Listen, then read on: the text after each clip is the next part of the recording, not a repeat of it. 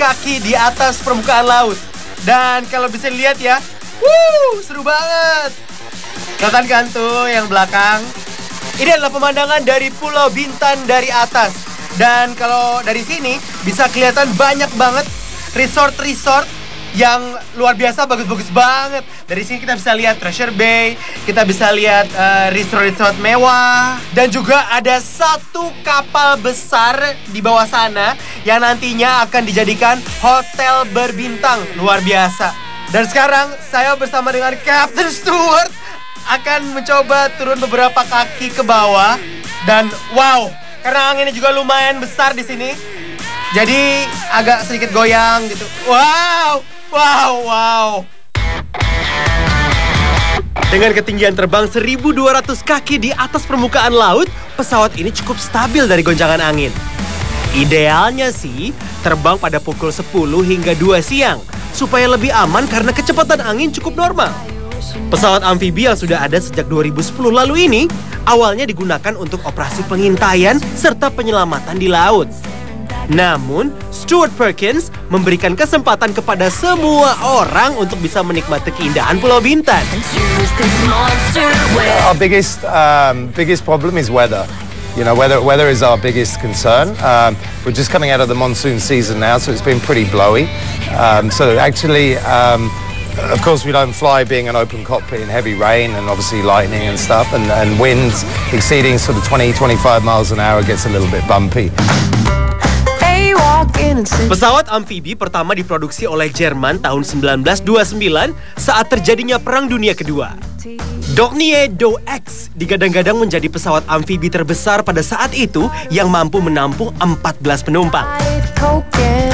Baru-baru ini, Cina membuat pesawat amfibi terbesar dengan mampu menampung 50 penumpang.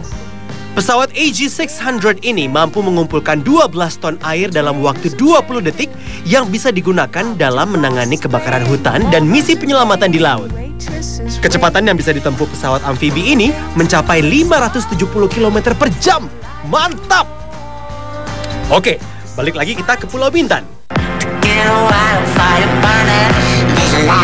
Semua orang bisa mencoba berpetualang dengan pesawat amfibi ini, asalkan tidak memiliki riwayat penyakit jantung dan tidak takut ketinggian. Selama mengarungi penerbangan, ada banyak lokasi yang bisa kita lihat. Selain bisa terbang rendah di ketinggian 50 meter, yang bikin saya cukup tercengang, pesawat ini mampu mengapung di air. Pengalaman yang tidak biasa menyusuri hutan bakau dengan pesawat. Untuk bisa menikmati petualangan udara ini, kalian bisa menyiapkan kocek mulai dari Rp1.200.000 untuk 20 menit mengudara.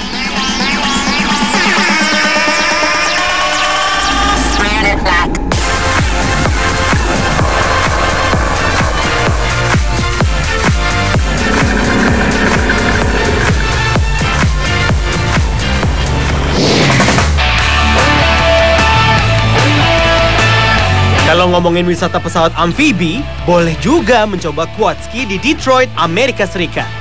Dengan menggunakan mesin buatan BMW yang memutar ke 4 roda dan juga baling-balingnya, quad ski bisa melaju dengan kecepatan 70 km per jam di darat dan di air. Ketika berada di daratan, secara otomatis sistem penggerak roda belakangnya akan berfungsi dengan sigap untuk bisa melalui wilayah daratan. Hal yang sama pula terjadi ketika akan menyentuh air. Mesin jet ski yang ada di dalamnya berfungsi untuk menyisiri wilayah perairan. Kelebihan quad ski hanya membutuhkan waktu 5 detik untuk berubah dari mode darat ke mode air. Wah, keren banget! Pemirsa, wisata Pulau Bintannya belum selesai loh. Kita keliling menuju hulu hutan bakau yuk. Tapi, lintasan semakin lama semakin menyempit. Sepertinya saya ingin menyusurinya dengan transportasi yang lain nih.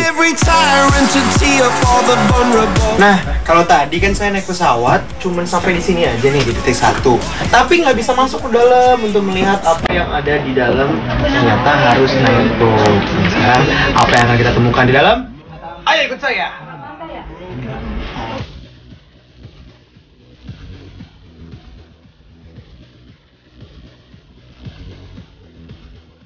Yap, dengan menggunakan speedboat, kita bisa menikmati pengalaman berpetualang di tengah-tengah hutan bakau Pulau Bintan.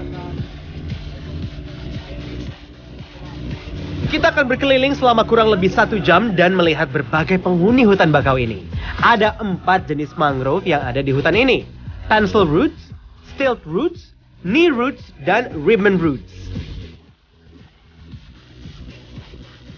Nah, ini area yang memang ingin saya capai dari kawasan hutan mangrove ini, yang pastinya nggak bisa kalau dilewatin pakai pesawat, harus pakai kapal.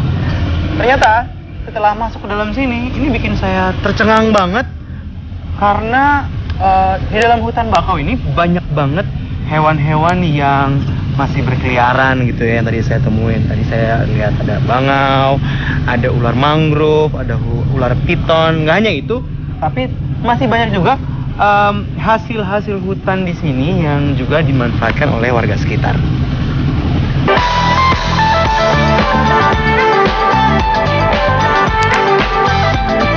Dalam 1 bulan, sekitar 3.000 pengunjung yang mayoritas wisatawan mancanegara biasa mengunjungi wisata hutan bakau ini. Selain menghibur, pastinya ini akan menambah pengetahuan kita kan?